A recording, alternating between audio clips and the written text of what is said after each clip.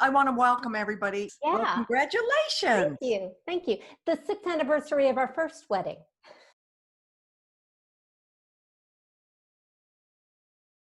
You have actually gone to many different countries to do this, and your goal is to go to all of them if we get to open up the, world again. Well, Devin's idea was 100 countries, but there's no reason to stop when we get to 100. Exchanging vows is just a wonderful way to keep the relationship perpetually fresh. How many weddings did you have, Morgana? So far, we've had 25 weddings in 19 countries, and we did a little vow exchange on Saturday, just because I don't think we're going to be traveling anytime soon. And last year, we went to France, Spain, Belgium, and Portugal.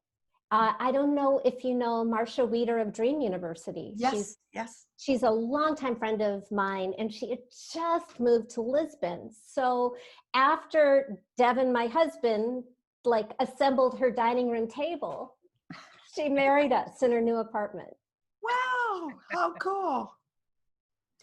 I was going to ask you if you had officials do that, or if you had friends do that, if you did it yourself, or what you...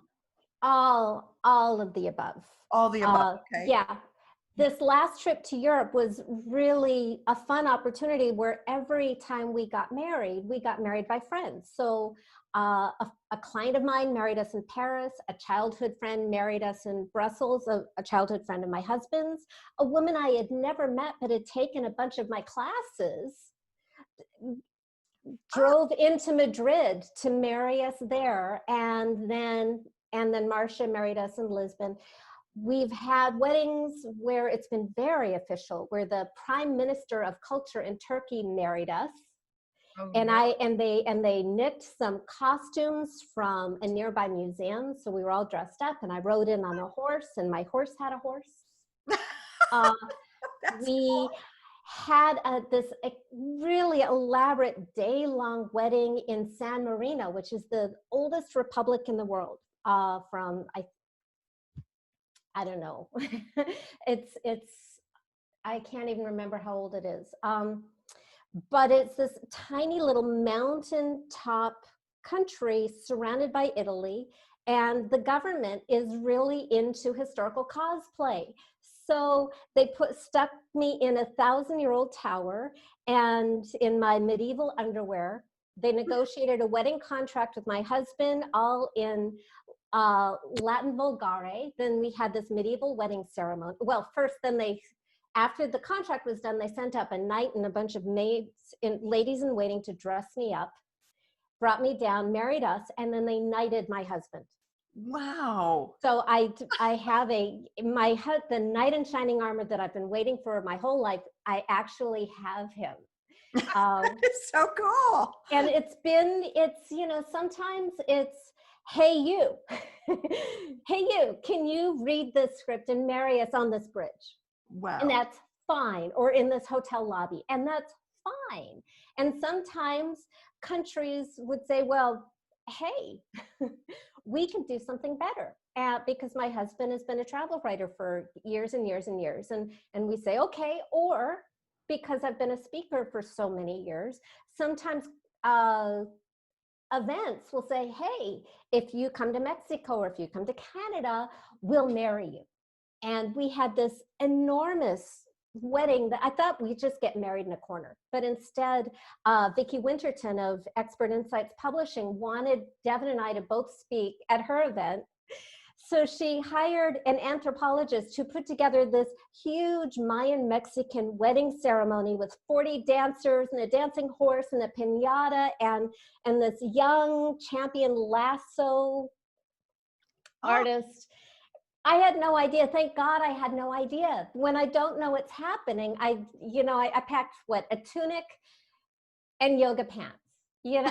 I'm so glad that I don't have enough advance notice to get nervous about the silly stuff. I just show up for the vows, and that's all that matters. See, I love that too. And I probably wouldn't be married today if my family hadn't thrown Gary and I a surprise wedding. Oh, It was, everybody came to Tennessee from Michigan to have a family Christmas party, and they decided that we should get married because we had been together for 5 years and we both were dragging our feet something awful. We already had rings and dress and tux and everything, but we just kept postponing and postponing. So it's not like it was, you know, something we didn't want to do. We were both very nervous about it. Both had been divorced. And the night before Christmas Eve, they said, by the way, you guys are getting married tomorrow. And isn't your best friend a priest or a minister? And I said, yeah, and get him on the phone. that's awesome. So, I think it's fun. a big, expensive, elaborate wedding, which I really wanted when I was a little girl. I think it's an awful lot of pressure on a little baby marriage. And even though you've been together a while, there's something different. And I didn't know this, and I didn't know what to expect. I found marriage made it sweeter, which was a big, big surprise. I was 47 when I got married for the first time. Devin proposed over Skype while I was leading my Money Goddess retreat in Bali, and he was in South Africa taking photos of animals. I don't want to say shooting animals with a camera. Yeah. And I had already decided I would say yes, like a year earlier. I just kind of knew it, which is helpful because when he asked, I thought he asked many years ahead of my expectation. So I freaked a little, but I'd already decided. So I flew home on a Thursday. I picked him up on a Friday, and we just eloped. No witnesses, nothing. And I thought, that's that. And then 2 weeks later, we were down in Mexico where he had an assignment in Puerto Vallarta, and he talked them into letting me come too so we could call it a honeymoon.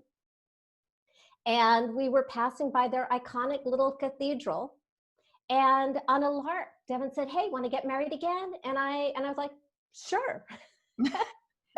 Okay, great.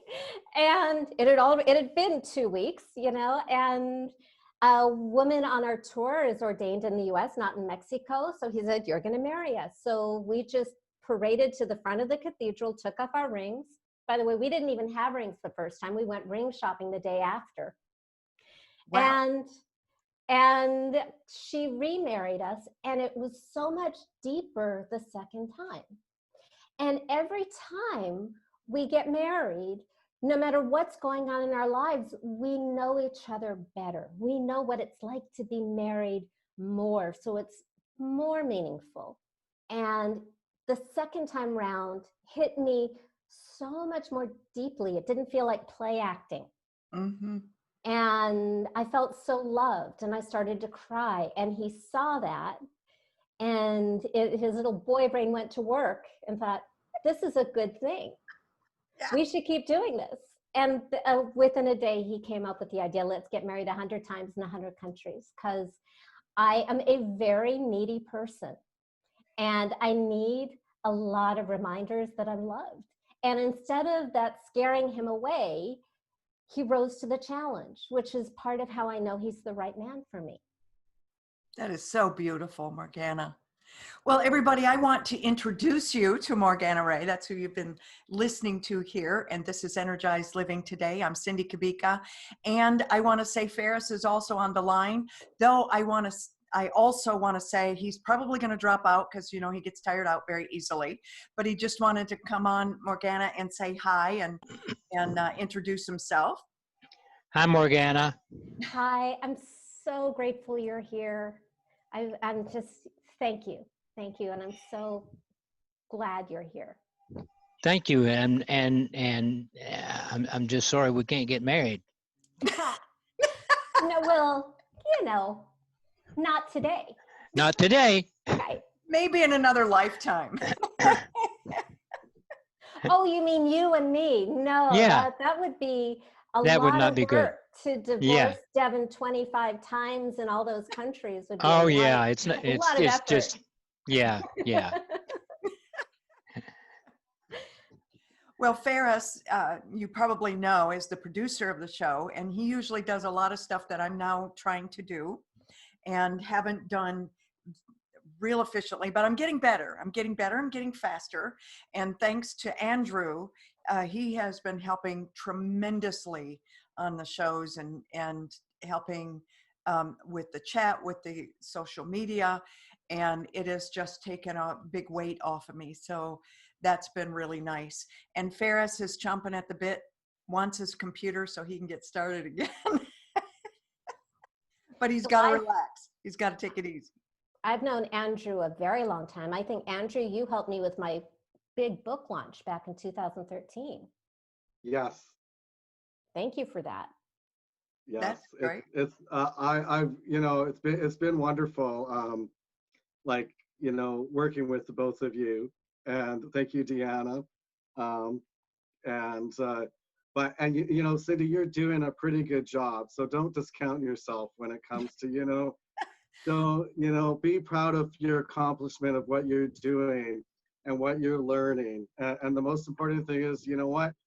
You're doing the best you can, and that's all you can really do. And don't discount that at all. I'm sure Ferris will agree. I think she's doing great. Yes. Well, thank you guys, and I'm trying my best. I am, but I'm not as technically savvy, and I didn't know how much Ferris did. I know what I do, and that takes a lot on its own. But what Ferris does, that's quite a learning curve. So if you see an email from us that doesn't quite look as good as when Ferris does it, well, I'm learning. I always write him, and then he puts everything together. So. Well, they always say the grass is always greener on the other side. What is that? There's that expression, the grass is greener on the other side, Yeah. and when it really isn't the case. So. Yeah. Well, Morgana, I think that we may have met at the National Speakers Association. Is that true? I don't think I've ever been there. You haven't been. Okay. I didn't know if you do you know oh my gosh, her name just left me. Sassy. Lisa Sasevich. Lisa Sasevich. Yeah. I have known Lisa since about 2003, when we belonged to a little networking group in Santa Monica, helmed by Christine Closer, Allie Brown, Lisa Sasevich,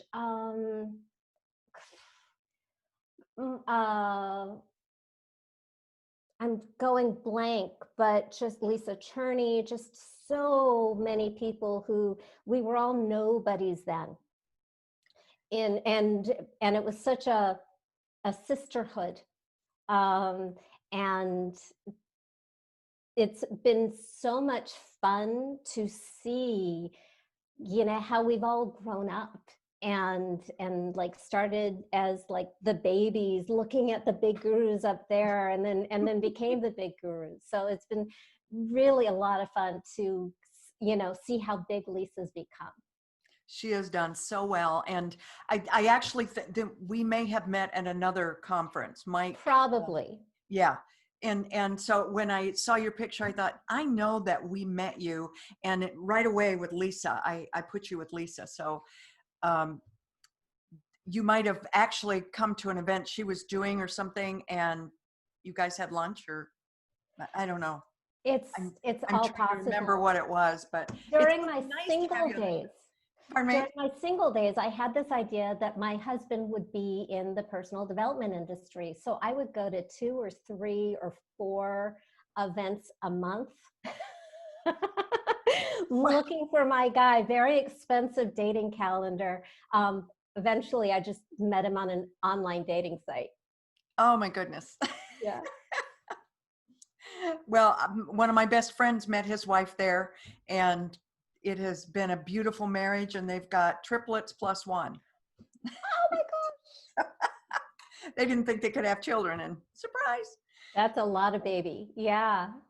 I love what you are doing, because you talk about, you're about, really it's about attracting what you want. And you attracted the relationship. You were proactive, but more than that, the universe knew exactly what you needed and brought you to the right place to find that individual. So abundance is more than just money. And I think sometimes we forget that. Well, and I'll talk about my really different approach to relationship with money after trying everybody else's stuff and failing, you know.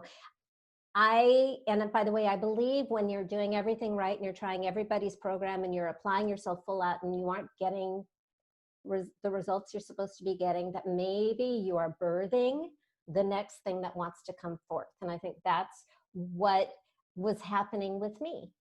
And and by the way, my whole relationship with money thing ties in really directly with my relationship with my husband, because what I'll talk about is I made money a person. First, the problem, and then a really healthy relationship. And my new relationship with money, my money honey, told me for years to hold out for somebody who loved me as much as my money honey did. And eventually, and the process I'll try to walk you through while we're together, that I did to change my relationship with money, I finally broke down and used that on my relationship with love. The exact same steps in 2012, and I met my husband 2 months later. Wow. I Wow. think it was making it safe to have love in my life. Because, you know, you walk around looking for the thing you want, not understanding why you're pushing it away unconsciously. And so I needed to make it safe. And I think there was also a lot of divine timing at play, because my husband wasn't ready for me at earlier times in his life either. Neither of us were cooked. So it's, you know, it was the wait was painful, but it was worth it because we really came together at the right time. And ladies, because it's funny, I was actually doing an interview for Julie Furman, Cupid's coach, the day of my first date with my husband. And I wanted to blow off that date because I was tired and I had been stuck in traffic, and his photos on OkCupid sucked, but he gave really good phone call. And I didn't want to be that jerk who blows off a date, because it had happened to me so many times. And that first date lasted 6 hours. But that same day, Julie Furman was asking me for a launch that she was doing for her dating program about money and dating. And what comes up is, well, what if the woman is making more money than the man? And a real block that I've seen a lot is women who are making 6 and 7 figures and scaring off men with their masculine energy, or attracting gold diggers, which is really, really icky. Mm-hmm. Or thinking that they need a guy who makes as much money as they do, and then only meeting guys who don't have time for them because they're off making so much money. And what I said that actually has been really useful for me, and I really believe is true, is for a woman to be financially secure, financially free, financially independent is so important, because then a woman chooses the best man instead of settling for a bank account and making very expensive compromises. Of course, you want your partner to be financially responsible in his life, because that's part of being a grown-up and that's part of having integrity. But he doesn't have to be making 6, 7, 8, 9 figures, because that limits the pool of awesome men. Mm-hmm. And men can provide so much besides just cash. And I think we really, especially the women who are out there earning, need that support. And so, you know, economic things are going kind of crazy right now, and there's a lot of fear and a lot of pain. So what I want to do in our time together is teach you how to not hide from it, but use what's going on, whatever is going on, as leverage to create a really awesome, abundant, positive reality, so that we're actually going to use the victim experience. And because I think the more you hide from it, the more power it has. So we're actually going to just take it on and use it so that we can go through it to the other side and have really lasting, dramatic, positive results. How does that sound? That sounds great. One of the things I love when I went to your Facebook page is you had on there, ready to heal the rift between your heart, spirit, and money. And that just spoke to me. And I think a lot of people are having that rift right now, add into that fear, and we end up pushing money away instead of drawing it to us. Yeah, well, money, and I was reading a really fascinating article in a magazine called Conscious Entrepreneur. I think that's what it's called, or Conscious Company, something. Conscious is a buzzword, but what I loved, because I've been saying something similar for a very long time, is that money is made up. You know, it's just a collective fiction. You know, we agree that one person's worth $10 and another is worth $10,000 because we made it up.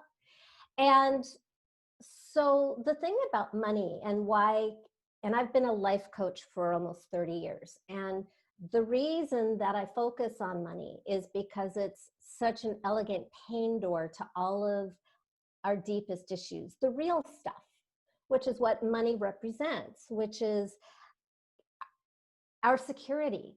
Do we get to live? Do we get to have a house, food, medical coverage, you know, just like really core survival issues, and our worth? How are we valued by our peers, and our lovability? Because when money is withheld and we aren't getting our needs met, it feels like love is being withheld. And our first experience of money is really our relationship with our parents, because they were the gatekeepers of what we got to have, what we got to do, and who we got to be. And so for me, those are the three things. Money is the most convenient human excuse for everything we can't have, do, or be. And the more we blame money, the more we create this dynamic of, ooh, I wish I didn't have to have a relationship with it. So while we want it and we need it, we are building up more and more loathing. And that's not a good relationship. So what I invite you to do, and I'm going to walk you through 6 steps of a process I call financial alchemy. And I use alchemy because alchemy is the transmutation of lead, like lead in human experience, into spiritual and material gold. And I have decades and almost daily testimonials of real concrete, material, measurable results. That's the other fun thing about having a money niche, is that it's really obvious. Like people say, $10,000. Well, we all know what that is. $100,000, we know what that is. So I know a lot of people, especially in my world, are really big fans of the law of attraction. And my problem with the law of attraction, as I hear people talk about it or how it's taught or whatever, is it builds up a fear of facing head on things that are unpleasant or scary, you know, the negative lower vibration. And as that fear builds, it creates more, what we're not looking at becomes bigger and more powerful.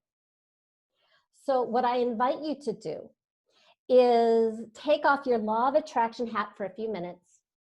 We're going to get to the positive, happy, sunny stuff soon, I promise. But for right now, I, as your coach, am giving you full permission to victim out. Like, put on the victim hat, where we are assuming that something is not working, that you have some sort of financial anxiety or dissatisfaction. If you don't, plug in something else that isn't working, like maybe a health issue or love, because I've done this for love, but find something that isn't right in your world. And what we want to do is we want to magnify it. So when I talk about This is step number one, uncovering the root cause of the problem. The root cause of your money problem is never money. Although it can certainly look like money, you know, you can have very dramatic money circumstances, but we're looking at what came before the money circumstances, what is behind the money circumstances.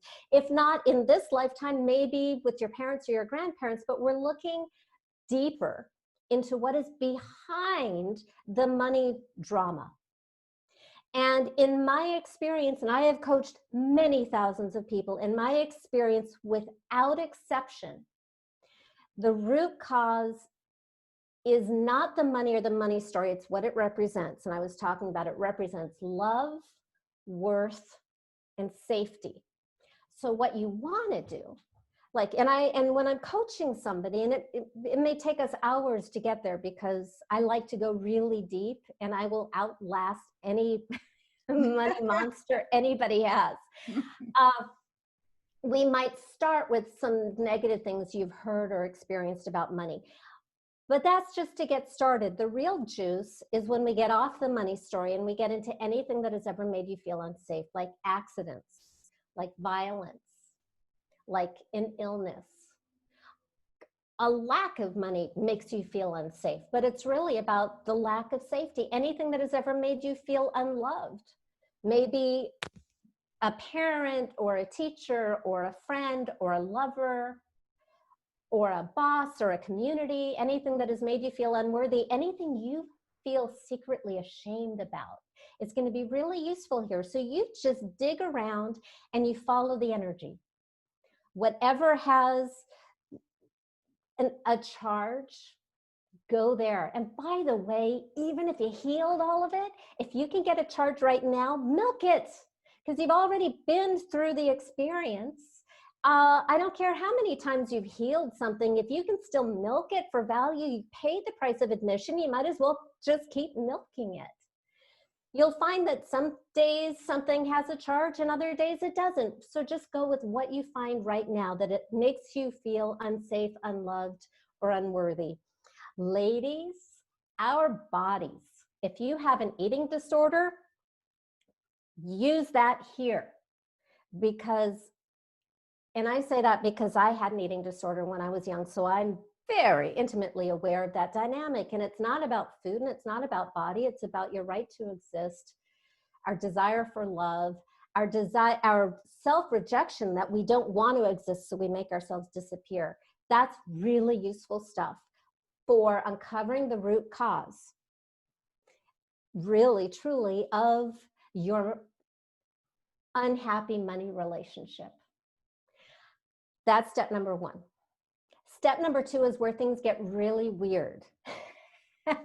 and I came to this really accidentally back in the very beginning of 2003 when I had my website, my business card, my tagline, my brochure. I had a lot of really positive testimonials from people in Hollywood, everything. And I had my coaching certifications. I'd taken the classes on marketing and selling. And I should have had a thriving business. And I was struggling to make $100 a month. Wow. In Los Angeles. And I say that with some pride at this point because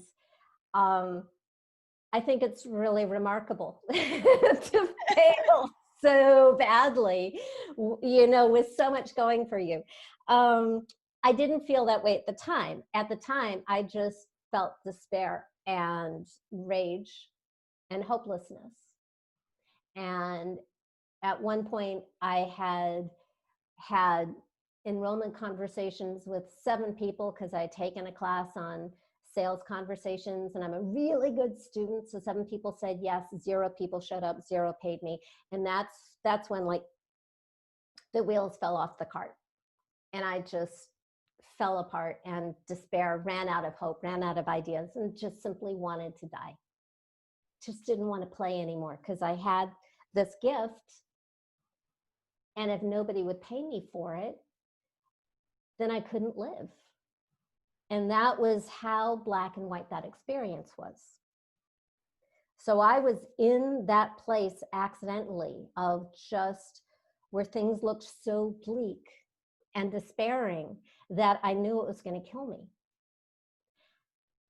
So a day later, and here I'm not making any money, but I still managed to have a coach.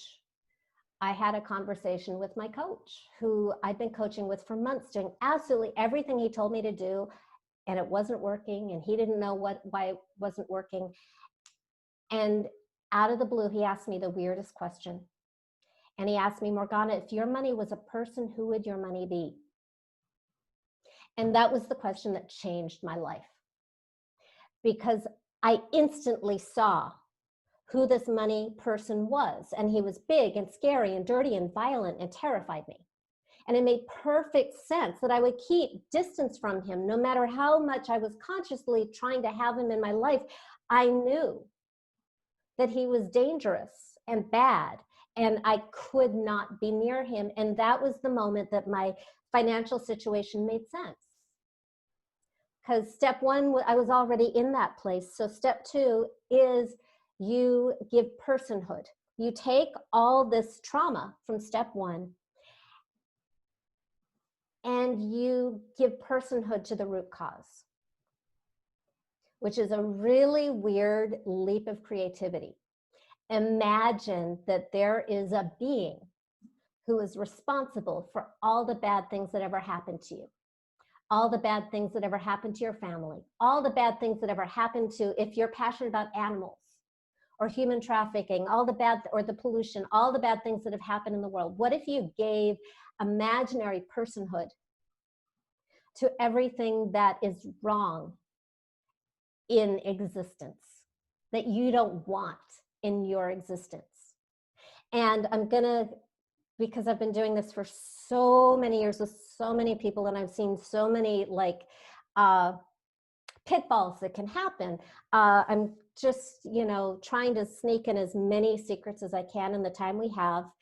And I don't expect anybody to get it all in the first iteration. So I have support for you after this to help you navigate the tricky parts. The more real your money monster person is, the better it works. The more human it is, the better it works. The badder it is without redeeming quality, the better it works. We're only putting the things into this person that you don't want to have in your life, that you reject in your life experience.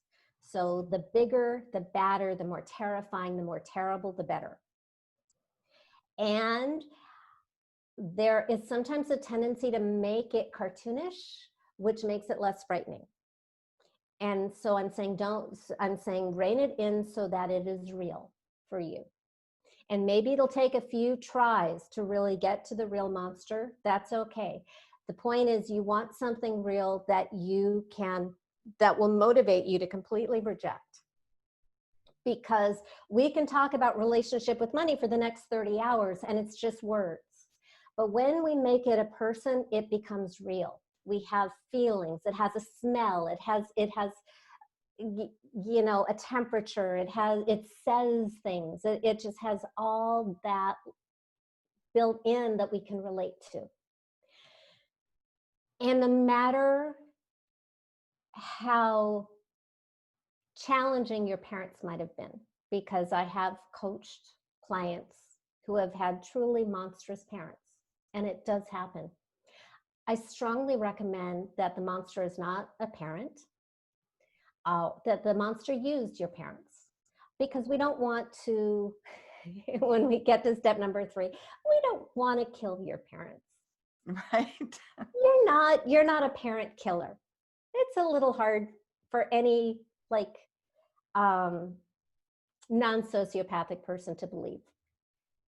And I assume I'm speaking to non-sociopaths here, right? Yeah. Okay. So and also I highly recommend that the monster is not you, because we don't want to destroy you.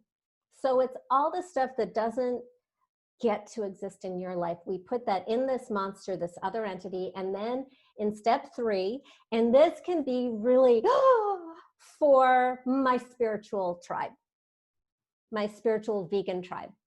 In step number 3, I want you to annihilate the monster in the most dramatic way possible. And this, you know, I've had clients use lightsabers and machetes and machine guns and flamethrowers and fiery pits. And I had one client run over her monster with a monster truck, which I love. And very often we think, oh, we're really spiritual. And yes, we are. But there are spiritual traditions for a spiritual warrior, like Goddess Durga in India, you know, who slays chaos and ignorance. We want this monster to be so bad that it's really you or the monster. In the words of Highlander, my mother loved Highlander in the 80s. There can only be one. And we want you to choose you. So step number 3 is you annihilate the monster in graphic, gory detail. I didn't start out this way back in 2003, but over repetition coaching so many people, I find that this tends to work best. The despair of victimhood tends to be very heavy, cold, and damp. And the fire of rage rises and gets us out of the victimhood. It's the power of discernment and rejection. And after that, then we can rise to love. And that brings us to step number 4. When you get rid of the monster, and it's really binary. It's like pregnancy. It either is or isn't. Either the monster is completely gone or the monster isn't gone. Because when the monster is completely gone, there's an, oh my God, there's a vacuum here.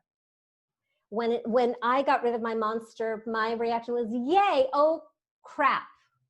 I censored my language.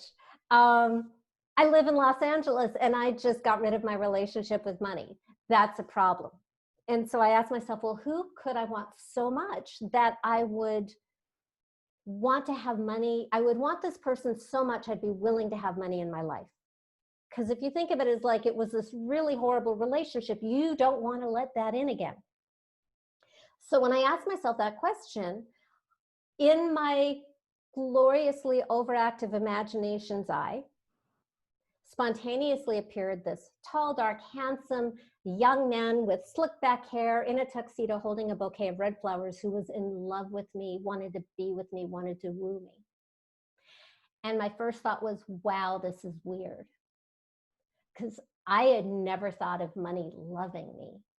And I could also feel how much I had hurt him by pushing him away and rejecting him all these years,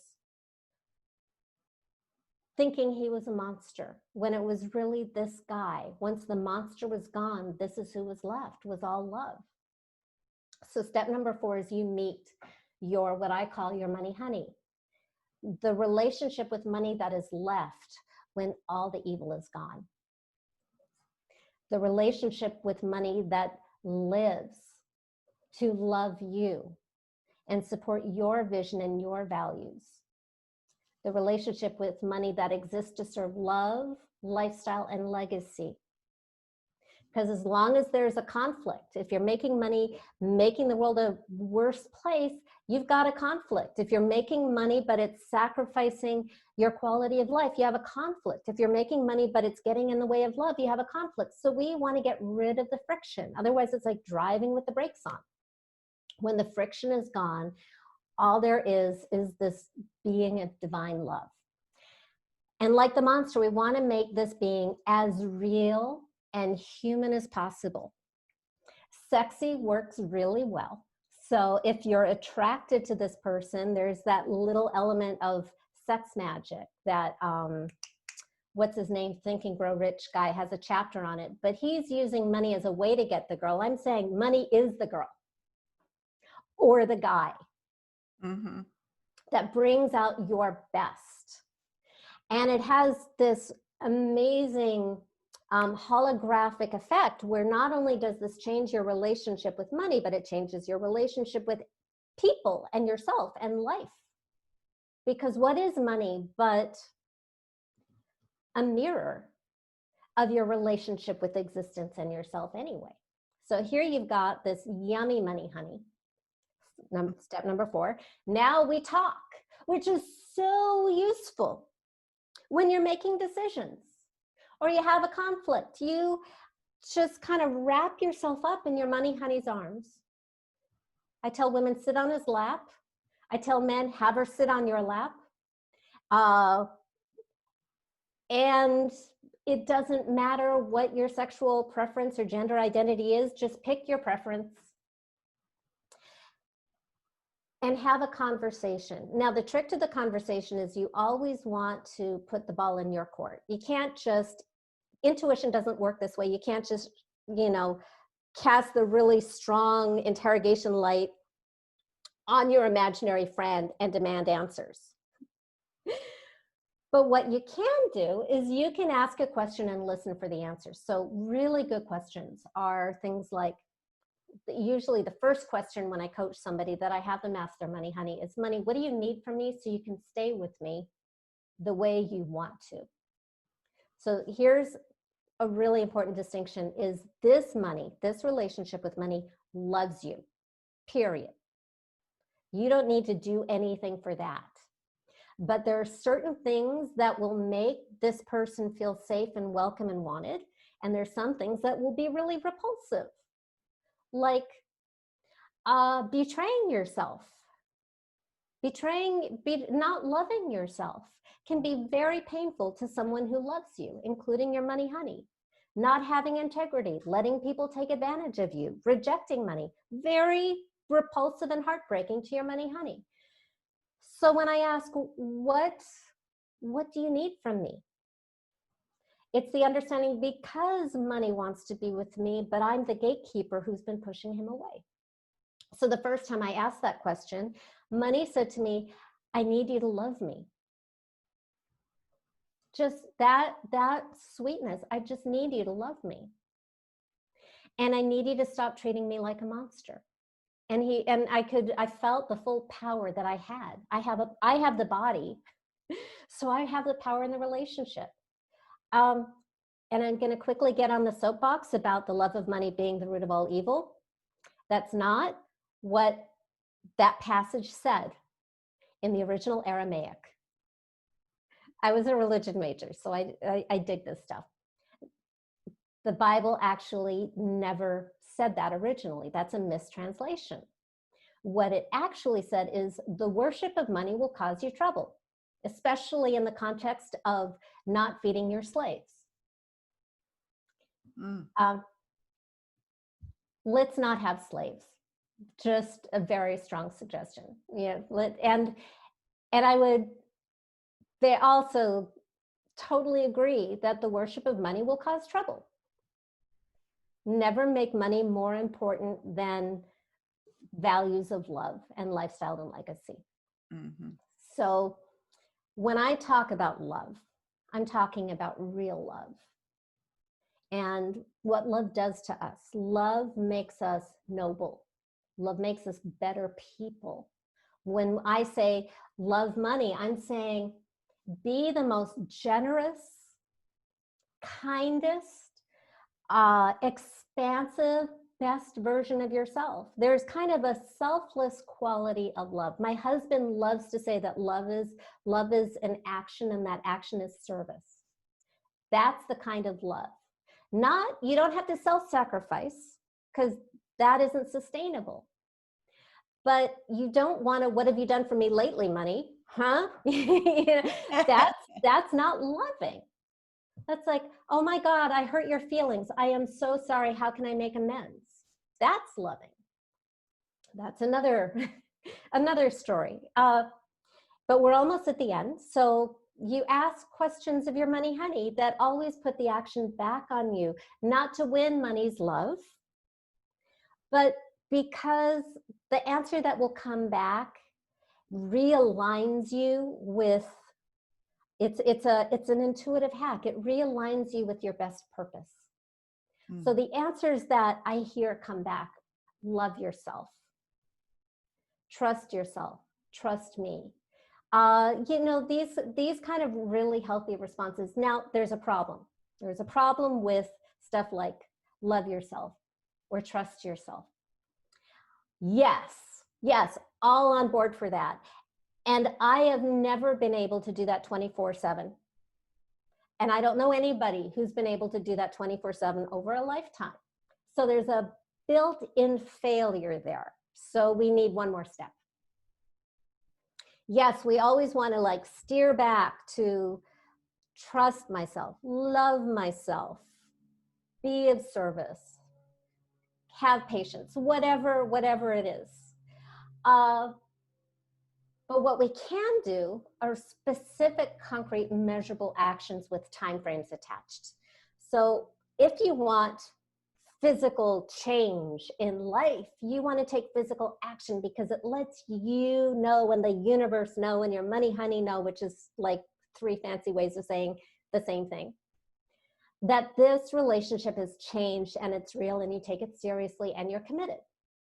So you want to take some concrete measurable action by a certain period of time, sooner rather than later. And it may not be what you expect. A lot of people might default to, oh, I should make sales calls. And that tends to be a little bit of a money monster thing. Now, that might be the right thing. But I'm thinking of Katie Curtin, a woman that I coached for the first time in, I think it was 2007 on a live teleclass. I didn't know her at all. She was based in Toronto. And her money honey wanted her to go skating in the middle of winter in Toronto with her son. Ooh, cold, right? Mm-hmm. That's what it was, crystal clear. You know, I asked the right questions to make sure it's the right. Yeah, that was what her money honey wanted. And she was like, oh, but I need to make money and I owe so much money and I have all this drama, I can't. So she put it off a day and nothing changed. And she put it off for a day and nothing changed. And on the 3rd day, she took her son out, who I think was 10 years old at the time, and they went skating. They had this wonderful bonding experience. She came home and received a telephone call gifting her $10,000 without even asking. Wow. Yeah. So there is a really fabulous, magical connection between taking the action. And I have so many. Lynn Swanson has a story like that. Janet Breitmeyer has a story like that. I just, you know, it may seem like nothing because getting your nails done or going skating or staying home and doing laundry may not sound like you're going to make money.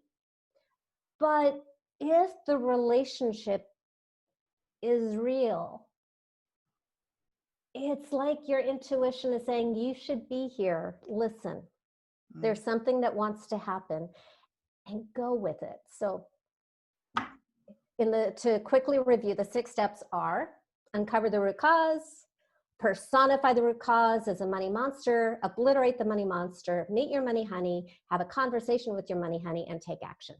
6. And I did all of that with my love monster in, I think, June of 2012, and met my husband on August 11th. Wow. So that's what I love about what you're saying here, is it can be used for a lot of different things. One of the questions that that Becky brings up, and great question, what if the money person has only beauty to it? Then it's not really the money person. By the way, money monsters can be gorgeous. There was a guy named Chris Clavio years ago. He showed up on a coaching call, and he had a money honey who was so mean to him. And honestly, it was just a money, and putting him down and not satisfied. And really, honestly, it was a money monster in a tight dress. And we slayed the monster. We created a new money honey. You know, we did a little bit of, you know, step number 1 to uncover the real issues and pains. Slayed that fake money honey, got him a real money honey who was much more real. and really loved him. And he made $10,000 within 24 hours. I like the number 10,000 because it's kind of a joke in my business because it happens a lot. Mm-hmm. I have no idea why. So it's more than just beauty. There's, in fact, even if you didn't see your money honey, I had years that I had a money honey whose face was never really clear to me, but I could feel him. I could, I could like see most of him, but his face, because the thing about visualization, it's really easy and a default for some people. And some of us are less visual. My challenge with visualization is it tends to be very literal, so it can be the most intellectual, and then your conscious brain gets in the way. So I prefer to kind of sneak around towards visualization by going to other things first, like feeling like how hot or cold, or what is the monster or the honey smell like? What is, it's just maybe what do the teeth look like? Little glimpses here and there. What does he say to you? What does she say to you? Whatever it is. And then by the time we get to the visualization, there's less pressure on our need to visualize, and it can work even if you can't see it. I mean, it's really nice if you can, but if you're somebody who doesn't get your information that way, you don't have to get your information that way. Trust your process. I'm taking notes here, just like everybody else. One of the things, for me, Morgana, is that my dad, very successful entrepreneur, very hardworking man, very successful, and it was never about money for him. And I never heard, money doesn't grow on trees, or, some of the things that a lot of people heard. I never was raised like that. I was always raised with money's easy to get. That's my whole life.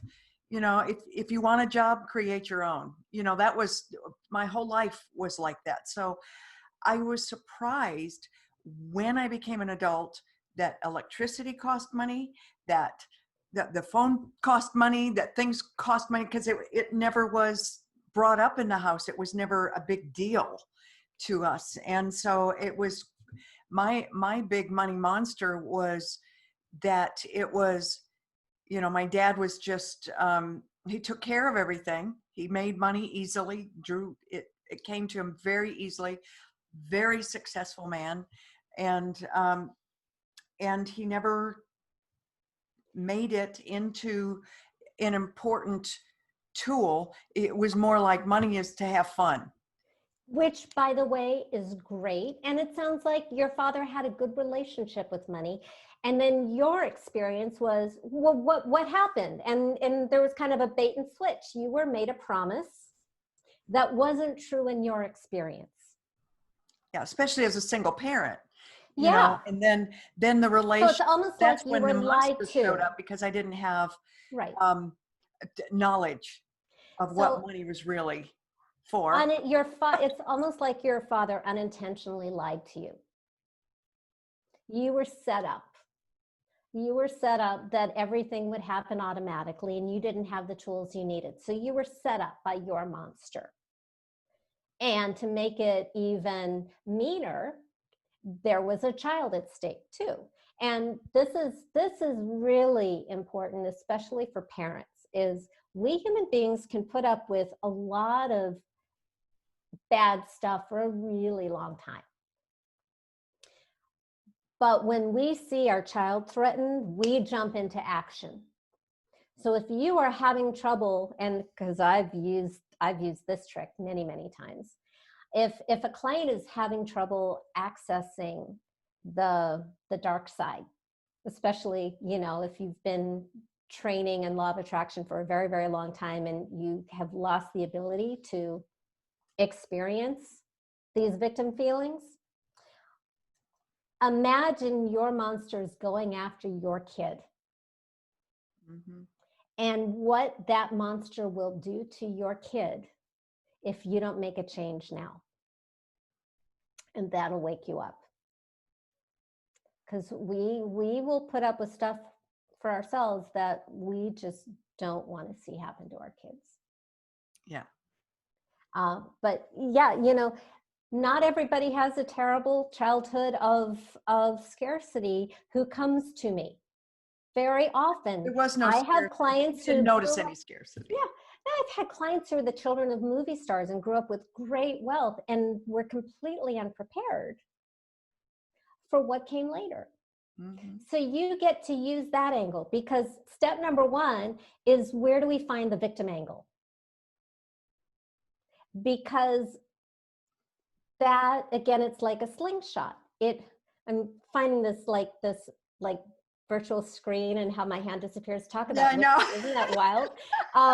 It's like so I'll try to make my motions a little smaller. It's like a slingshot where you go in the wrong direction to create the pull, the tension you need to travel where you want to go. In alchemy, the first step is called negridio, the blackening, where you want to go into the lead. So you need to find it where you're going to find it. And it may be about money and it may not, but it will have that effect. And while I did the process specifically on my relationship with love, which was also very useful because that enabled me to be able to do that on other people, because it's a little different. I have like no shortage of client stories of attracting their soulmates, getting married, falling back in love with spouses. I've have a bunch of clients who are like halfway out the door in their marriages because the money area was so painful in the relationship, who've been on decades-long honeymoons since then. Because also, when we can get that sense of our worth and our value and being loved in our relationship with our money honey, which is our relationship with life, that brings a different energy to the relationship. One client, I love the way she said that she got some things from her relationship with her money honey that were not really her husband's job to give her. And that put some pressure off of him, which made him a better partner and saved her marriage. And I know I say a lot of her because I assume, you know, most of the people here are going to be women, and I love men, and I've coached men, and men have great results with this too. It's just takes a lot of time to say he or she every single time. So my apologies, guys. Well, I'm seeing who else we have here. They see, well, Michael's here. So we have Michael, we have Andrew. So we have some guys here. I didn't know if Taryn was here or not today. Just look at some of our folks. And Ferris was here, but he had to drop off. Tony had to leave, but she wanted to say to you that she really loves the way that you do this process. It's a unique process compared to some other things, and she's really grateful that you're here today sharing. And you have a whole program that people can go through. Yes. Morgana, that you have put together over the years, and now you've made it even more interactive, which I love. I'm really excited about this, and I Yeah. haven't done something this new in many years. So what I've done is I've curated, I think, my most successful and popular materials, especially to make for a really low entry, free, easily accessible program. Kind of a collection of materials, and I got rid of some that I thought were too old and dated and put in some that I think are like more useful now. And so I've been selling something like this for quite a few years, and I have some really big success stories, and a lot of success stories. And some of them are really dramatic, like Perry Jones Grossman made $10,000 within her first week. But Carolyn Conniff outdid that and made $86,000 in her first day, just using these materials. So I have a lot of confidence in them. The problem is, what I've been doing in the past is sort of a content dump. It's like, here you are, here are the downloads, bye, good luck. And then you never hear from me again, and I never hear from you again. And if I don't get an email from you, I don't know what happened to you. And so mostly I would get testimonials from people having success, but I've always wondered, what about the people I didn't hear from? Did they do it? Did it work for them? I didn't know. So I've actually been looking to do what I'm doing now for a really long time. I just couldn't find the technology. And so what this is now is I've taken my Manifest Now program and I put it in this high-tech, gamified membership program where you get credits and you get points and you get rewards for every step of the action. And we go through the process from different angles. So maybe you get it from reading, so we've got this. Maybe you get it from here. Maybe you need to hear a live coaching demo.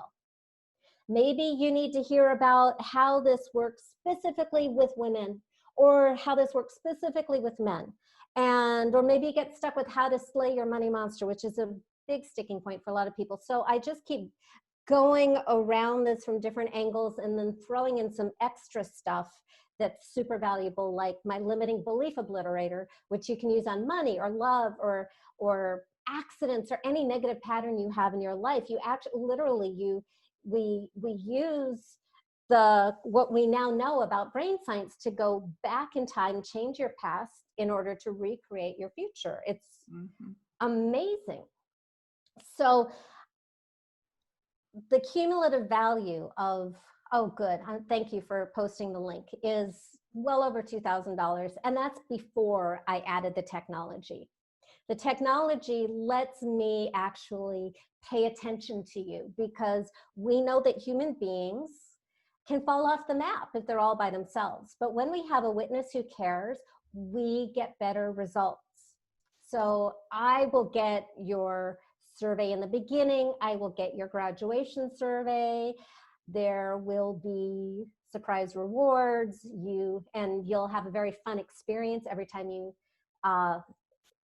complete an action, but I'm not going to tell you what that is because I want you to discover it for yourself. And so using all these tricks that we know about how to make forward action addictive and fun and work with our natural brain science and the material that I know that works, you guys are the first ones who get to do this. And I'm offering it at an over 90% off scholarship, because you're the first ones who get to do this. So if something needs to be tweaked, I need to hear from you so that I can fix it for you. Because we're in this together. You are my pioneers. I'm really excited that I'm going to see how you do. You're not going to fall through the cracks and disappear. And so, yeah, if you head over to this link, manifest.morganarae.com/men/XP for experiential program, you'll see the content laid out. And it also includes a bonus of, I don't do these anymore, but I used to do these live epic Q&A coaching calls, because no matter what I put into the material, human beings are infinitely resourceful at coming up with obstacles that never occurred to me. And every time somebody does that, it like raises the level of the work. Like I remember once a woman's money honey was a werewolf. Does that work? Well, it does for her. I think I mentioned Chris Clavio with his money monster. So I included a recording of one of these live Q&A calls that I used to charge $1,000 for. And I've added that to this, just to really give you everything you need to guarantee your success. The promise of the program is you will have a radically new relationship with money in 7 days or less, unlike anything you've experienced before, and you will know it. And that is the minimum promise of the program. That is the goal, that I have 100% certainty that if you go through it, you can get there. And so, yeah, the value is over $2,000, and I'm offering it for $197 to this group, my beta testers. I can't wait to go through it with you guys. Oh, that's wonderful. And again, that address is manifest.morganarae.com/men, MEN -XP. Men So, is for Manifest Everything Now. what is that? It stands for Manifest Everything Now. Oh, okay. Just so that we know it's not a gender reference. Okay. All right. That's good to know. Yeah. I didn't know if it was or not. My Yeah. husband's a bean counter, so I'm used to him taking care of everything. He loves it. He loves money. He has a really good relationship. He has 8s everywhere from his social security number filled with 8s to his life path number is an 8. Everything is an 8. And so money flows to him very easily, very much like my dad was, just Nice. really, it flowed. So when you have an individual that cares more, Morgana, like I do, I care more about the mission than the money. That's what's really important to me. And I would love for you to speak to that for just a moment. Anybody else that way, where the mission is more important than the money? I think for me, and that's not always good, because you can, especially if you are a light worker, if you're doing life coaching, you've got to keep going. And I'm so focused on one thing, I'm not focused on the money sometimes, and some of us have that issue. So that's where I come from. That's why, to me, it's the biggest cosmic joke that money is my niche. I never expected this or intended this. I worked, first thing out of college, I worked for a financial firm, and I was fired because I was so not interested. So for me, because my natural tendency is like, I want to save the world. And I'm like, I tend to feel the pain of other people too much and feel it as my own. Mm-hmm. So mission and helping is my default place. I had to make money a person worthy of my love and caring just to keep it in my life. And it had to be a person who cares about my mission as much as I do.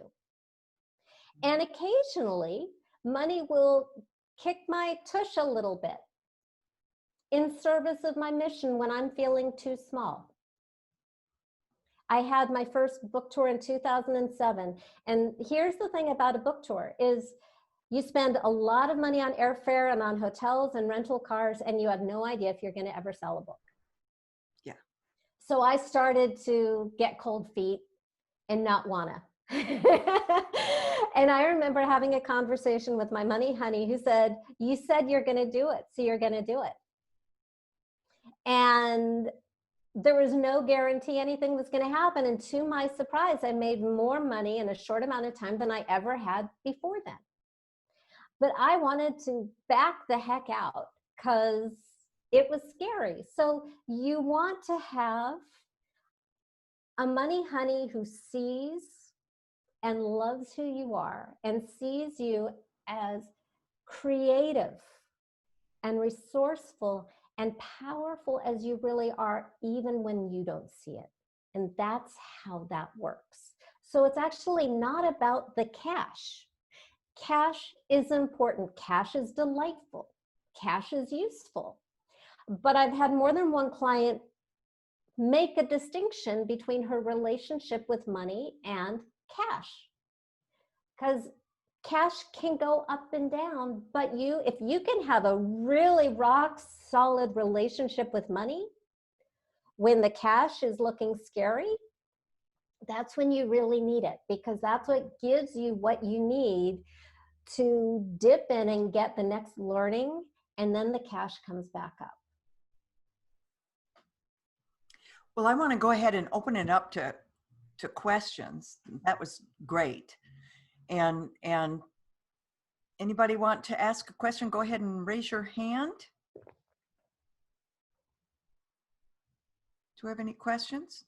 I guess you have really explained it well, Morgana.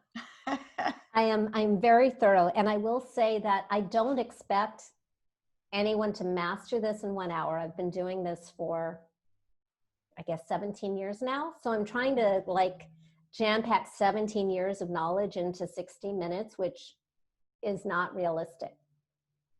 And that's why I have the program available to you, because I only expect you to retain or even grasp maybe 20% of what I shared the first time round. There is a video on YouTube from somebody who loves me and loves what I teach, and she explains it completely wrong.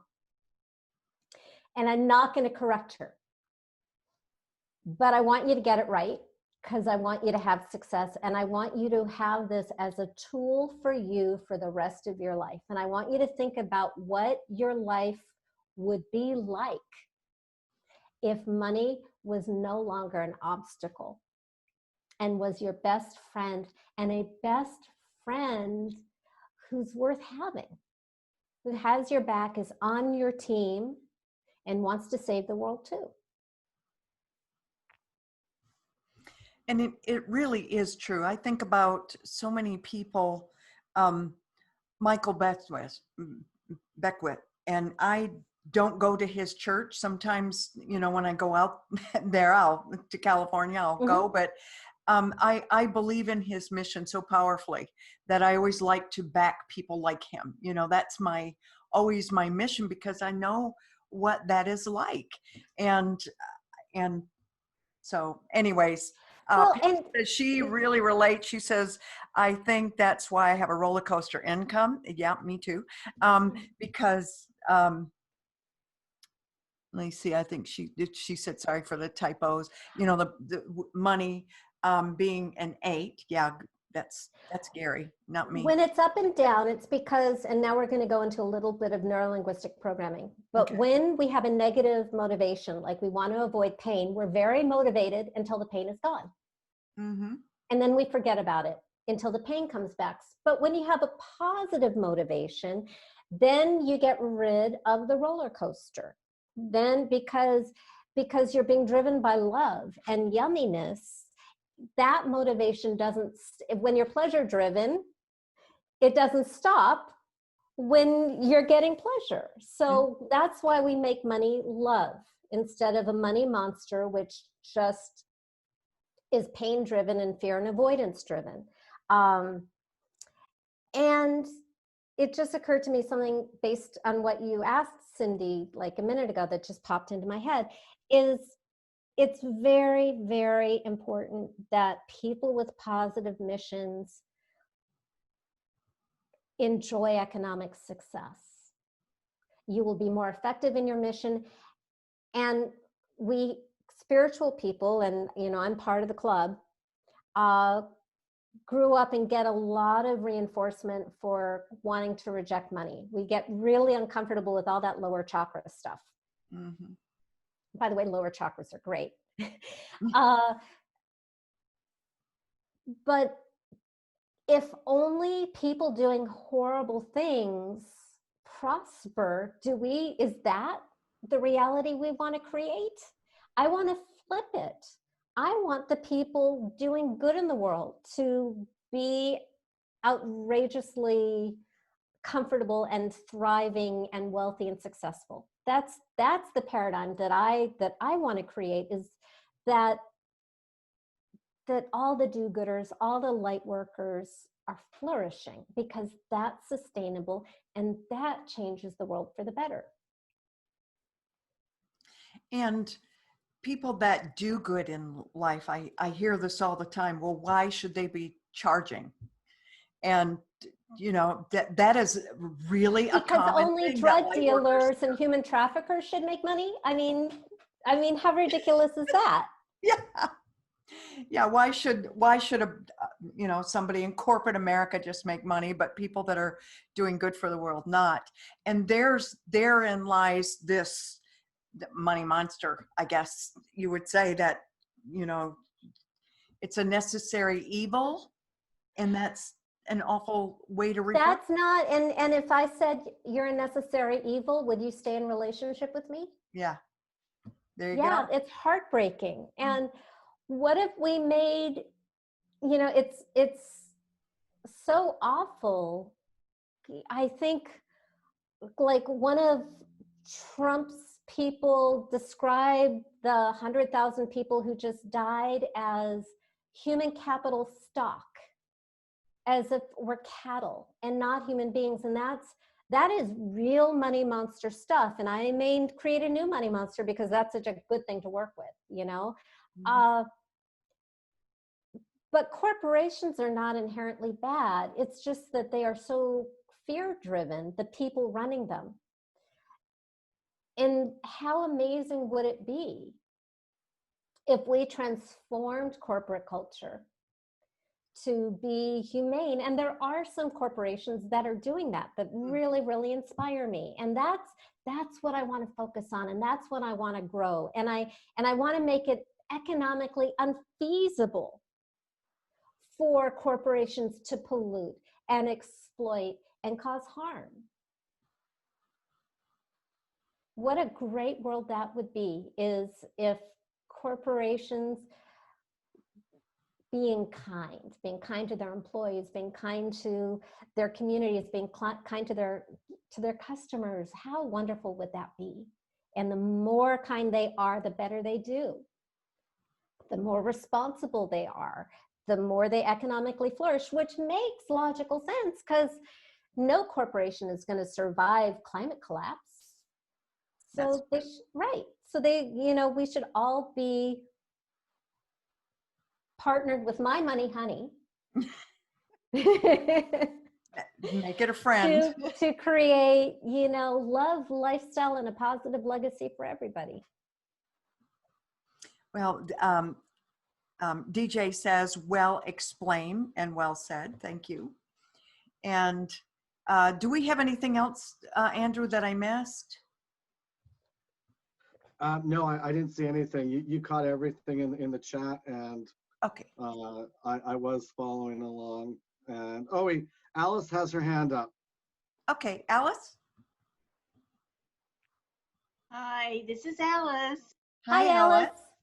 Oh my goodness, girl, you are bringing up some stuff for me. Oh, good. The fact, and in a good way, I had only recently just started, and let me just say this up front, money is a big issue for me right now, and i.e. the lack of. And you're tying it into the violence and abuse in my past.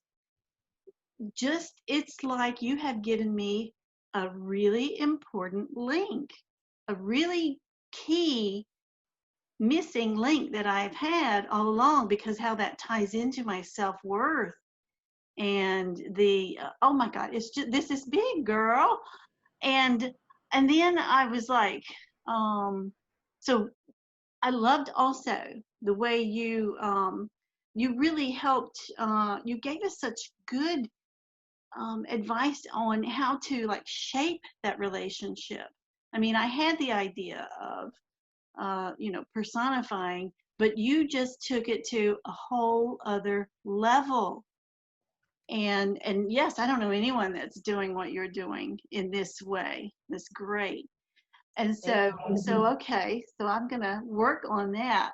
And then you said it's very important that you do the monster first. It doesn't work if you just skip to the honey. And it sounds like you're already into step one. bravo, because that can be the hardest place. Okay, yeah. So I'm on the very front end of doing that though. Bravo. So Bravo, you good came work. at a really perfect time. And so then when we're talking about, and I get what you're saying about you're creating the monster first because you want to get that tension up, and that gives you that energy, and you're getting all the senses involved and all this stuff.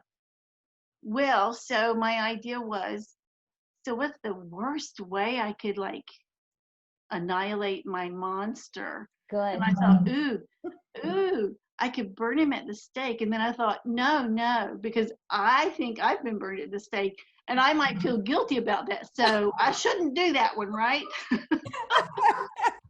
Well, you're bringing up a few things. And the reason we do the monster first is because I like to say the bed is not big enough for the monster and the money honey at the same time. Yes. So you need to clear the space. Mm-hmm. Yes. If burning at the stake is going to trigger you, don't. Do something that you can follow through on, but do not feel sorry for the monster because you are rejecting the monster from your life experience. Okay. This monster does not have any place in your life. Right. But yes, if because I probably, look at my logo, Rich Witch. I'm afraid of, being burnt too. So if that's going to trigger you, you don't have to put yourself through that. Yeah. Do something else. But Yeah. And I cover this in greater depth in the program. I have a whole training on getting rid of your money monster. But, sometimes, especially with the soft-hearted types, we're like, oh, but I feel sorry for the monster, or, oh, it's begging, or, and honey, that's just a scam. That's just your monster who has a great gig and doesn't want to go anywhere. Don't fall for it. Okay. I can find the bitch in me. Yeah. Babe in total command of her power. And so I think now you gave me another key here, because I had already started creating a money honey. I probably need to destroy him and go back and do the monster and start over again.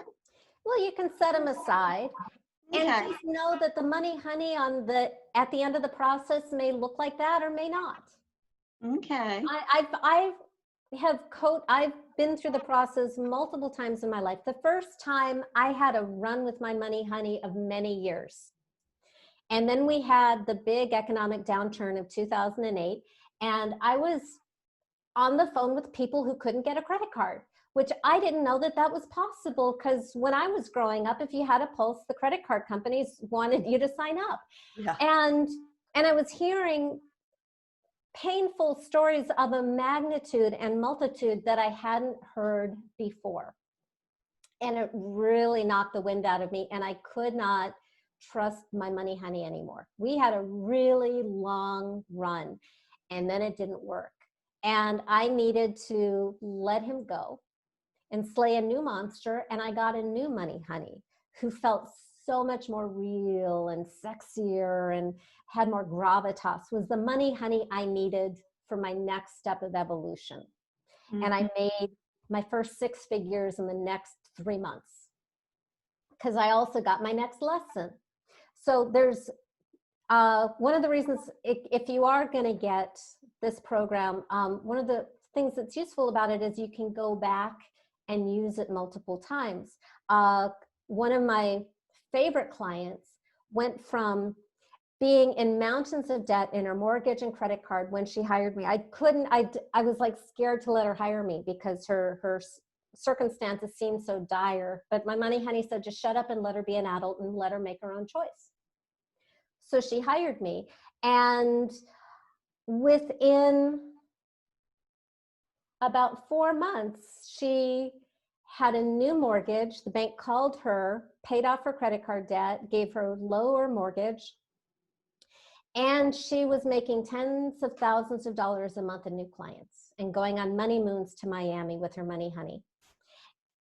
And the reason she had such dramatic results, because I was curious, I was coaching a group at the time and everybody was having results, but hers were like big results. And I asked her why, and she said that she had gone through the process 17 times in those few months.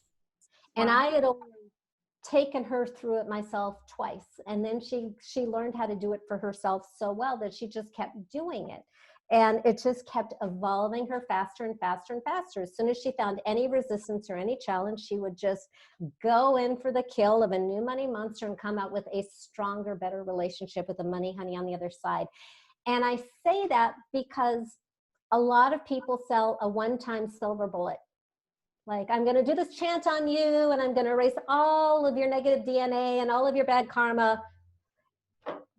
And that's not life. What I want you to have is I want you to have a tool that you can use whenever you need it to feel right with the universe and get back on track. Beautifully said. Yes, And thank you Susan so said, much. Susan said this is wonderful information too. So yes, thank you, Alice. Thank you. She said very well. And she loved, and Penny said, money moons. I love that too. I wrote it down. Isn't that cool? Yeah. That's so great. And then let's see here. Did I miss anything, Andrew? Oh, Lindsay. Yeah, this has been fascinating presentation, open up to many new things for me, and think about it in money in a new context. And I think that's what we have to do. Like I said, when I was very young and starting out, I didn't have an understanding of money or that things even cost, because my dad was just like, money's easy to make, you know, and the reason for money is just to have bigger toys. When you don't have the money, you don't have the toys. You sell the toys, and you know, he was in construction, so he was used to, in the wintertime, it's scarcity, and you just plan a bunch of things to do during the winter. So you kind of store up stuff so you can do all this fun stuff in the wintertime. In the summertime, you work hard. So I saw that part, but I didn't know what to do with the money. It was just different. So I have to think about that and what kind of monster that would have created for me. Well, and you can start there. But again, you will never find you'll never find the money monster in a money story. So you can start with the kind of bait and switch that I was told this and this wasn't true. But I would go to something. It's all true. I just didn't know what to do with the money. Yeah, or, you know, I'm not feeling nearly enough pain there to find a monster. Okay. That's really lightweight stuff. So I would look at something that has really shook the foundations of your soul, some like traumatic event in your life or your life history. Or someone you love, but I would go for the ugly, because that's what you need to create that kind of polarity. There's no magic in that happy, neutral place in the middle. And so it feels like there's a little bit there, but it doesn't feel like there's enough. Okay. And go ahead, Andrew. I was gonna, for Cindy, I'm wondering, what if it wasn't, like if someone had an accident, could that cause a trigger with the money thing? Because I was thinking with you, Cindy, because you mentioned about you had an accident, that could have been a real trigger for you when it comes around your money. So it's something to look at. So that was my thought when Morgana was saying go deeper. Yeah. Yeah, find the trauma. I had a client who, when she was a child, her father stuck her hand over the flame on the stove. And that was the thing that unlocked her money monster. You know, I had a client who had the experience of always being second best to her sister, and that pain of always being second, that unlocked the Painted for Monster. I had a man who, when he was maybe 3 years old, was like playing show and tell of private parts with a little girl when his mother walked in. And the shame of that moment was the catalyst for his money monster and relationship monster for decades later. And by the way, what I love about his story is, so we used that to create his monster, got rid of the monster, replaced it with his honey, and he got really great information, life and relationship and family affirming information from this new money honey. And then he made $1.5 million 6 weeks later. Mm. So I love throwing in, and yeah, and cash happens too. But it's counterintuitive. Like, we naturally think that it's about the money. But I find through my own experience coaching so many people that the less the monster or the honey appear to have to do with money, the better the money results. Mm. Well, Anne has a question. Mm. Anne, you want to unmute yourself? More like a testimonial. I took your course years ago Oh, and I loved it. And my money honey actually showed up like a jokester. And I said, why did you come like a jokester, dressed in a jokester, hanging back there? He says, well, after watching you blow up your money honey, I wasn't about to show up as Tarzan, because it was Tarzan. And so much fun flying through the trees and all that. But yeah, he says, after watching you blow up that money honey, or that other, I wasn't about to show up in my loincloth. So I just wanted to share that. So there's a lot of humor and fun in it too. I love that. That is, by the way, that's like one of the ways I can tell that you have a real money honey is he has his own sense of self, his own personality, and he's fun and funny. So it's not like you're trying really hard to invent this perfect money honey. He just showed up, and that's perfect. And I'm taking a trip back from Hilton Head once. He sat in the passenger seat and we conversed all the way home. It was wonderful. Yeah, so, but I had kind of forgotten about him for a while. So it's time to go back and play again.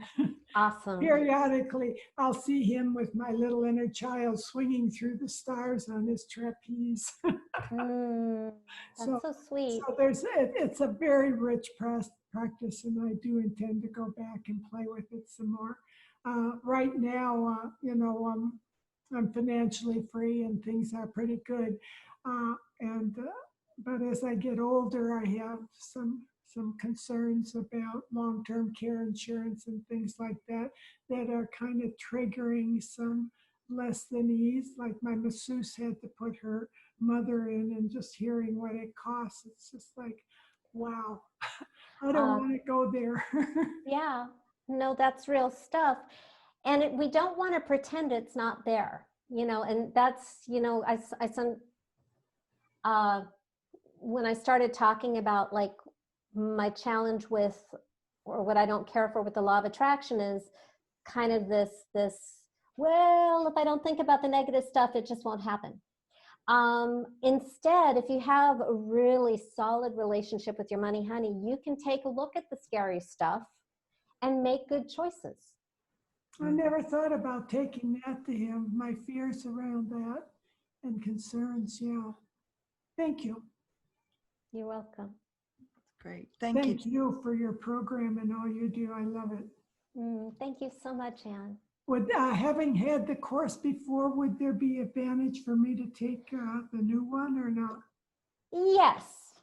The reason being, it's going to be some of the same collection, and it's going to be some different stuff. So I'm pretty certain it will not be exactly the same collection of material, because I've retired some and I've put in things that I didn't before. And I think it's really good to go through it again. So your choice, because you already have, I don't remember which product you use, but I figure there will be some overlap. Like the ebook, I'm sure you have that. But you may hear some other stuff in this that you didn't hear the time before that makes it fresh. And we also have the community aspect. I think there was a Facebook community then. Yeah. Or the question just went. That's all right. Yeah. Penny So, just said she thinks do I have to get I don't have to kill a monster and get a new money honey if I like mine, right? no, you don't. So my honest answer to you is I don't know. I would talk to your money honey and work it out with him, because I'm not here to sell you anything you don't need. I'm a big fan of this, but you know you better than I do, and you have great materials already. So talk with him. Thank you. My pleasure. Also, I may have lost a lot of that. I had a house fire and lost a lot of things in 2015. If I don't, you wouldn't have a record of it anymore, right? I may not. The challenge is I sold at that time. I was doing a lot of telesummits with a lot of partners. So I created a different package for every summit. Okay. So most of that stuff no longer exists. So I don't even know what went into the different packages. So take a look at what you have and shoot me an email. Okay, thank you. My pleasure. Then Penny said she thinks her money monster origin is relationships, and that might be. Penny is a genius. Mm-hmm. Mm-hmm. All money issues are love issues. Mm-hmm. All relationship with money issues are relationship issues.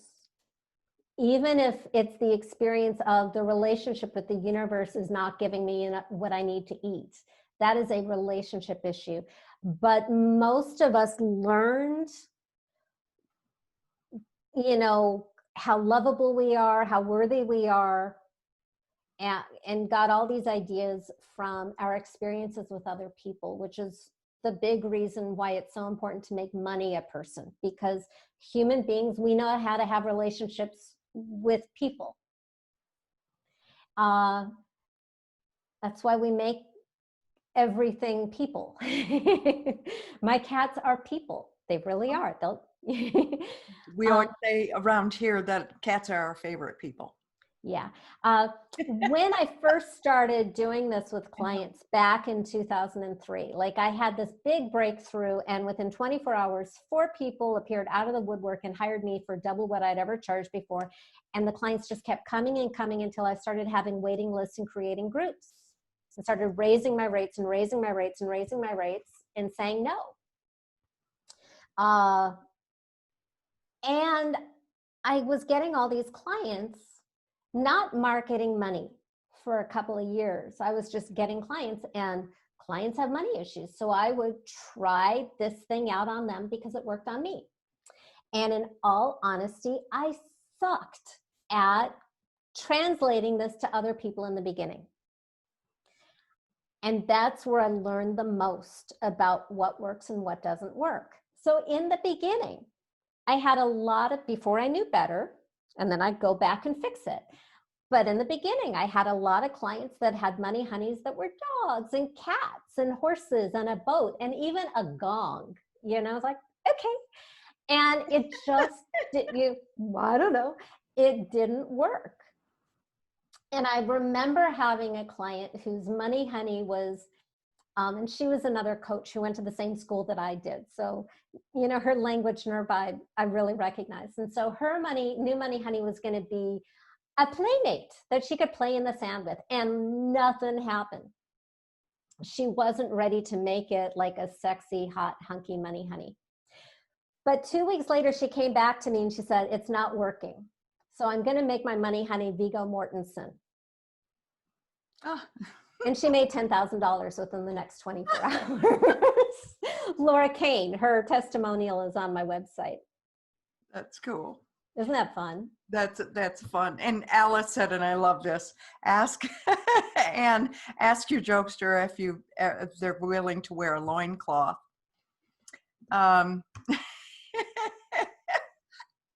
If it doesn't distract you too much. So I love that. That's fun. Now, can your monster be somebody that, this has happened to me just a couple of times in my life, Morgana. Very rarely does this happen, but there are times that we meet somebody and there's an instant dislike. Like there's something there that there's just a clash and you don't know why, and you try so hard to like. And trust yourself. You just trust yourself when you have have that reaction. For you, that doesn't make the person bad, but for you, it's going to bring out something in both of you that doesn't work or something. I don't know. Would that work? Yeah. I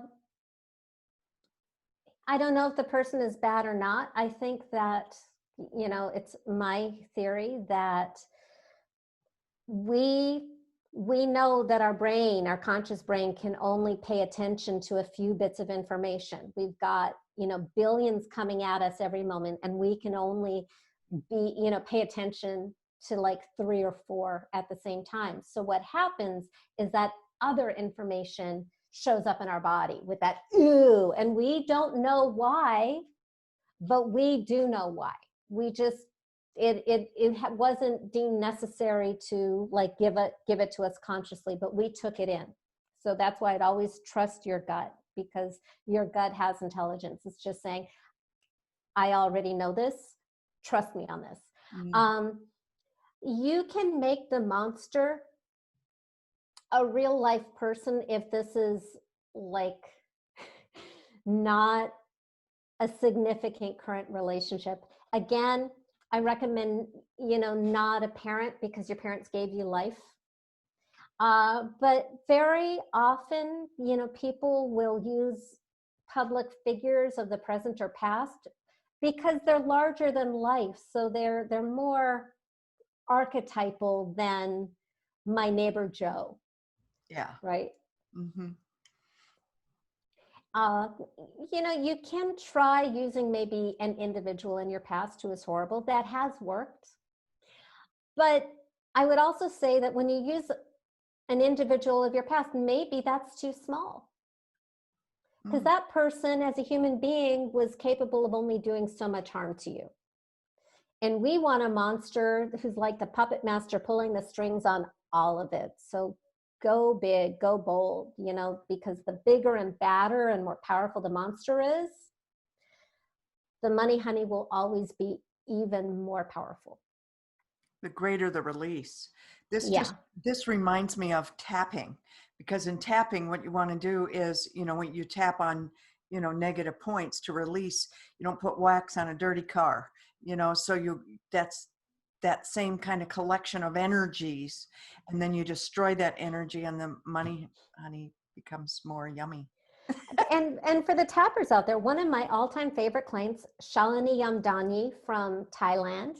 I coached her for a year. She went with me to Bali twice and to another retreat I was leading in Northern California once, flying out from Thailand for each thing.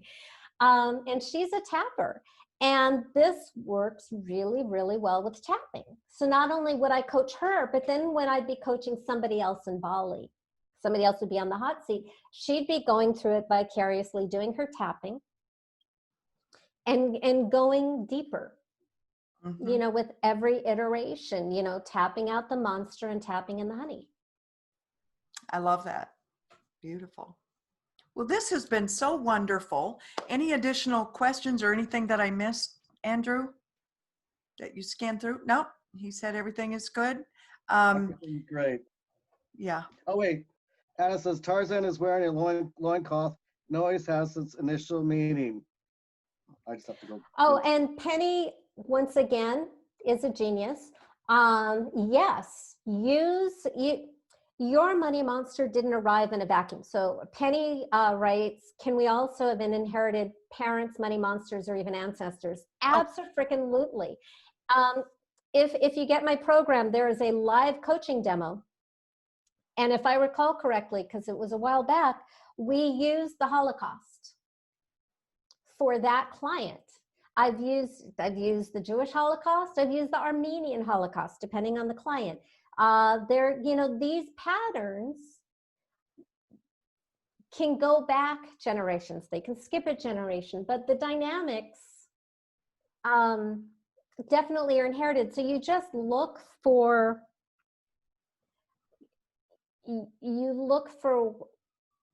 what is going to motivate you. And I hate to say it, but molestation,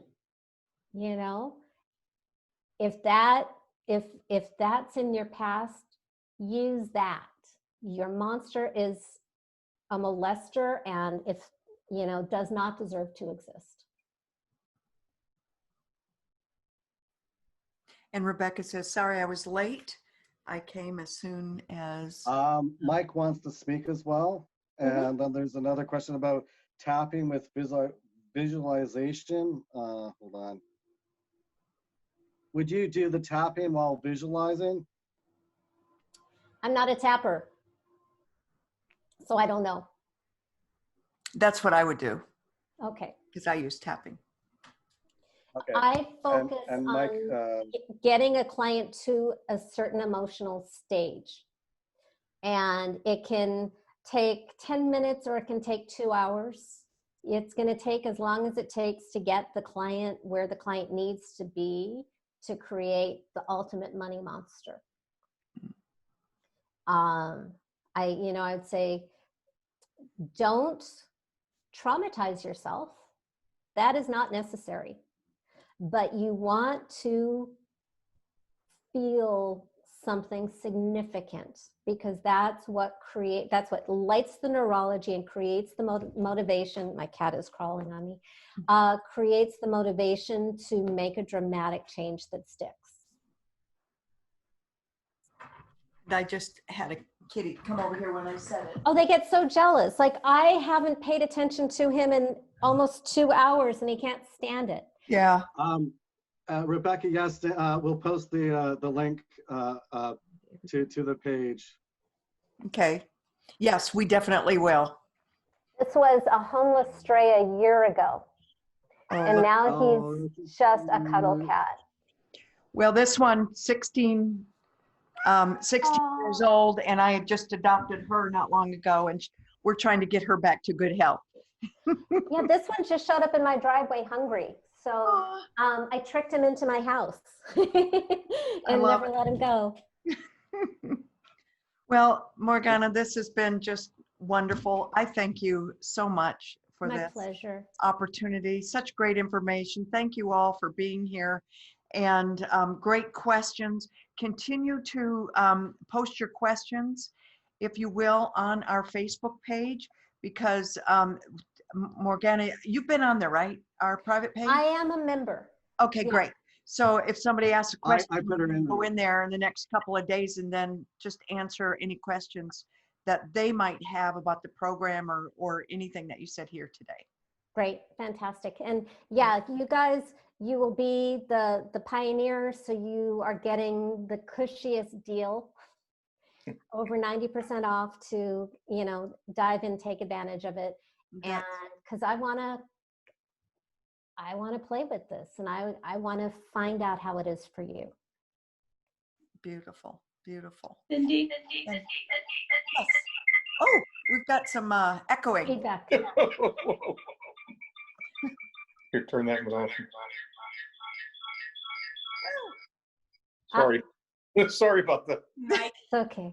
Mike had 2 phones going. Oh, okay.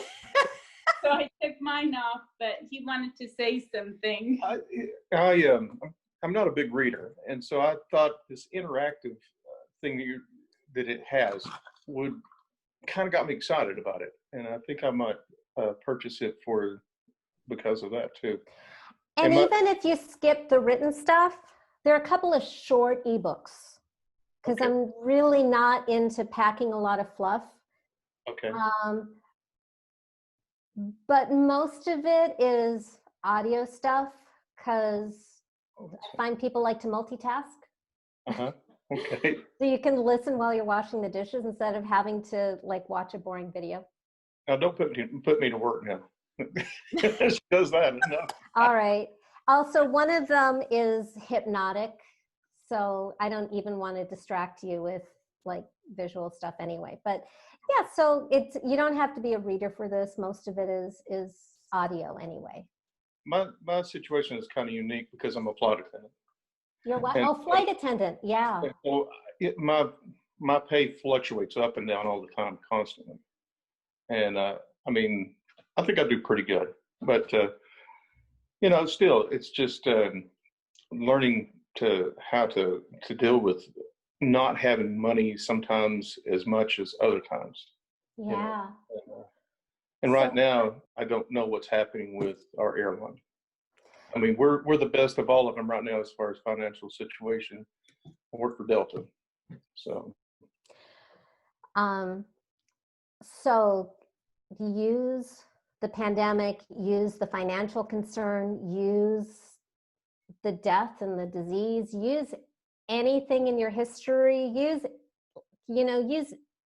everything that makes you feel unsafe, unworthy, or unloved. It's really interesting with men. Okay. And I have a whole audio training just for men on this, because when women slay their monster and meet their money honey, we're usually like, oh, I feel so beautiful. I feel so loved. And men are like, I did this. That's and exactly. Like men are, I can do anything now. And your money honey is more like, oh, my hero. So what we want for you is to, whatever the heck is going on, find the opportunity, so that you're never, so that you're always bigger than your circumstance. Maybe your money honey wants you to like do something that you hadn't thought of or that you've been putting aside too. Yeah. Voiceovers. I tell him that. Yeah. So He's got a great voice. He just doesn't do it. Excuses. But like as seen on TV. right. That's. By the way, something very annoying in the sweetest possible way that I noticed on the evening that I first got married to my husband, of the first 25 times, May 23rd, 2014. My husband had the idea that we make a list of what we want for the other person. I didn't hear that. I thought what we wanted from the other person. So I made my list of what I wanted from him. And then he gave me his list of what he wanted for me. And I felt totally sheepish. But what was so sweet and funny was what he wanted for, when he was talking about what he wanted for me, he sounded just like my money honey. Wow, good. And I could, in my mind's eye, literally see my money honey standing behind my husband's shoulder, laughing his heart out because they were ganging up on me for my benefit with their love for me. And I just like picked up a clue that your partner and your money honey are probably going to be like on the same team. There you go. Yes. Awesome. Thank you. Thank you. My pleasure. This has been amazing. I just, again, I thank you so much. I thank all of you for being here. Everybody unmute yourself and let's show our love. Love you all. Thank you so Goodbye. much. Love you. Thank you, Morgana. Thank you. Love, love, love. Thank you, Morgana. Thank you.